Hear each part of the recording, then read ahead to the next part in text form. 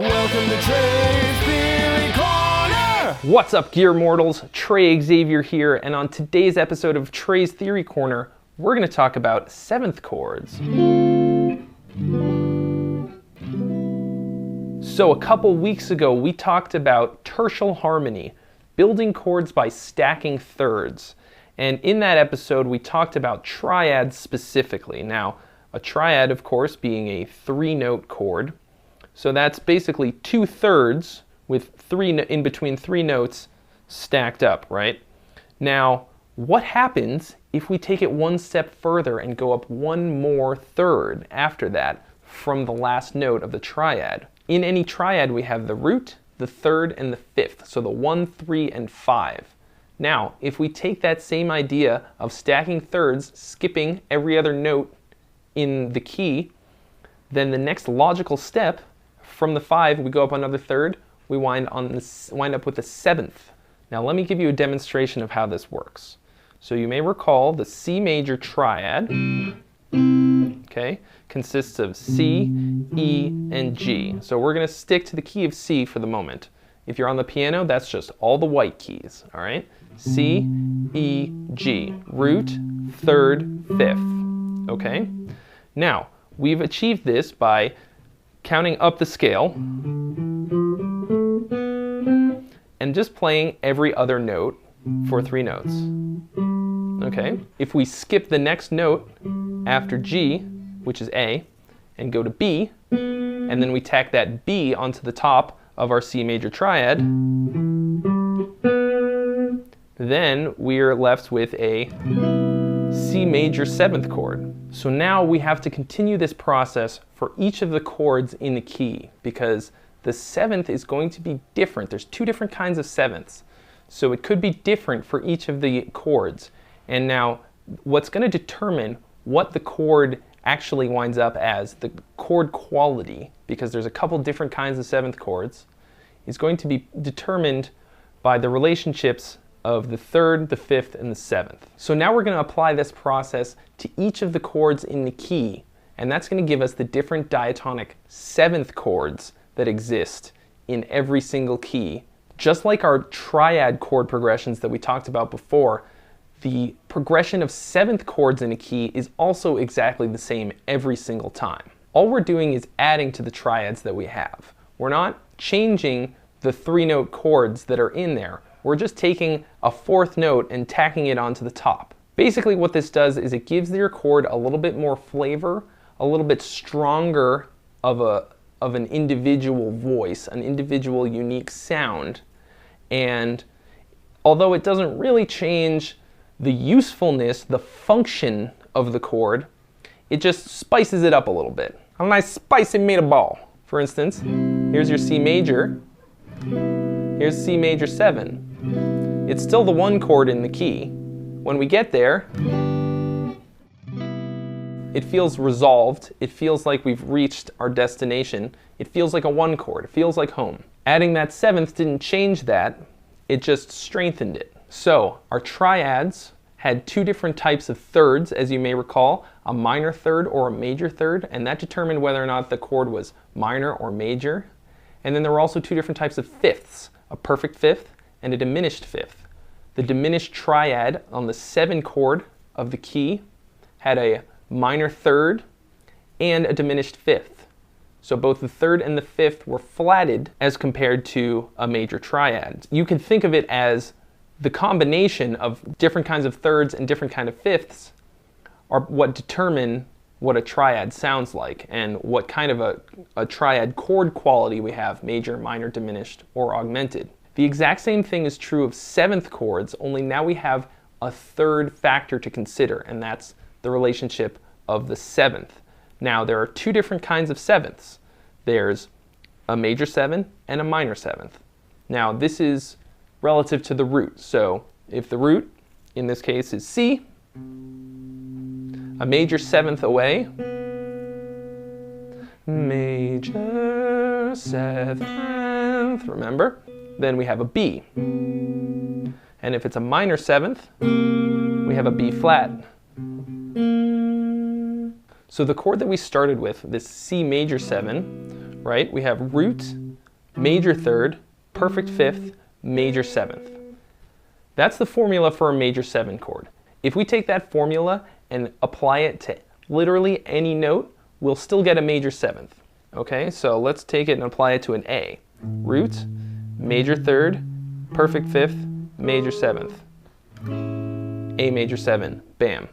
Try it on any root, I guarantee you will wind up with a major 7th chord. The combination of 2 different kinds of thirds, 3 different types of fifths, and 2 different types of 7ths, plus something called a doubly flatted 7th, is what gives us the different kinds of 7th chords that we can use. So the 1 chord in every major key is going to be a major 7th chord. The 2 chord, as we understand it as a triad, is always a minor triad. Now, if we add the next note, a 7th, we get a minor 7th chord. That's when we have a minor third, a perfect fifth, and a minor 7th. The 3 chord is exactly the same. Root, minor third, perfect fifth, minor 7th. So 1 major 7, 2 minor 7, 3 minor 7. Now, previously we understood the 4 chord to be a major triad. If we add a 7th on top of that, it's also a major 7, just like the 1 chord. Here's where things get slightly more complicated. The 5 chord was also a major triad.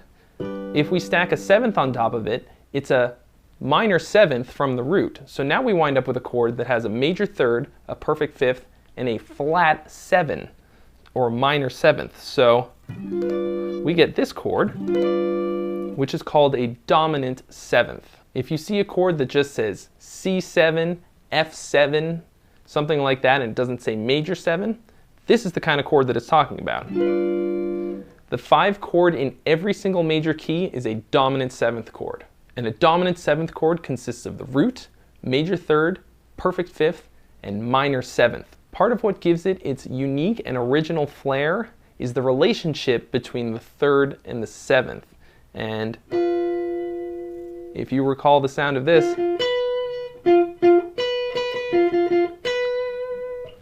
it's the tritone. Doesn't sound quite so gnarly in context. Every single major key only has 1 dominant 7th chord, and it's always the 5 chord. This is very important to remember. So in the key of C, the 5 chord is a G dominant 7th. So moving onward to the 6 chord, which previously we understood to be a minor triad. When we add that 7th, it becomes a minor 7th chord. So the 6 chord is always a minor 7th chord. When we were talking about triads, the 7 chord was a diminished triad, which is root, flat third, flat fifth. Now, when we tack a 7th on top of that, it's a minor 7th. So we have root, minor third, diminished fifth, minor 7th. This chord is also unique. It's called a minor 7, flat 5. And just like all the rest of these, the 7 chord is always, always a minor 7 flat 5. It can be a little confusing. A 7 chord and a 7th chord, what's the difference? Now, the 7 chord is the Roman numeral 7, VII. That refers to the placement of the root within the key. And then when we say 7th chord, we're referring to the chord quality. It can get confusing because people sort of swap them out accidentally, or just, speaking colloquially, not really being that accurate with their speech. So you just got to pay attention and make sure you're understanding which one they're saying when they're saying it. Normally the way it'll work is someone will say the letter name before 7th, and that indicates that it's like C minor 7th. They're talking about the chord quality. If somebody says the 7 chord, even if they say the 7th chord, they're probably talking about the harmony and the chord progression. So now if we apply this to the key of C major, what we wind up with is 1 chord C major 7th, 2 chord D minor 7th, 3 chord E minor 7th, 4 chord F major 7th, 5 chord G 7th, 6 chord A minor 7th, and then 7 chord B minor 7th flat 5. Generally when I'm saying chords like this, I don't say seventh. I usually just say C major 7, B major 7, whatever. So sorry if that's a little bit confusing, but like I said, if it's letter first and then chord quality, we're usually talking about chord quality and not where it sits in the scale. Let's apply the formula to a different scale and see what results we get, because it's always going to be the same. I can guarantee you that, but I feel as though I have to show you. So let's try the key of F. Okay, F, 1 chord, major 7th, F major 7th, 2 chord, G minor 7th, 3 chord, A minor 7th, 4 chord, B flat major 7th, 5 chord, C dominant 7th, 6 chord, D minor 7th, 7 chord, E minor 7th flat 5. And then we are back to F. So as usual, your homework is to try this out yourself on your instrument so that you can see that I'm not lying and that you can really get in there and understand it, do a little hands-on research, if you will. If you try this at home, you should get the same result. If you don't, there's probably something that you're doing wrong. So keep trying. If you have any questions, put them in the comments section below and I will try to get to them and answer them for you. So thanks so much for watching, guys. I will see you again in 2 weeks with another lesson, so be sure to subscribe so that you can get a notification when the next episode of Trey's Theory Corner goes up. And I will see you then. First thing you gotta think about when it comes to music theory. Number 1, what the fuck is it? What the fuck is music theory? If you already know the answer, please don't shout it out, because you'll look like a crazy person at home by yourself. But really, in order for you to understand what you even need it for or why you should care, you gotta know what it is. And before we go any further, I have to define what I think of music theory as for you, so that we can take this journey together to improve our musical knowledge and understanding.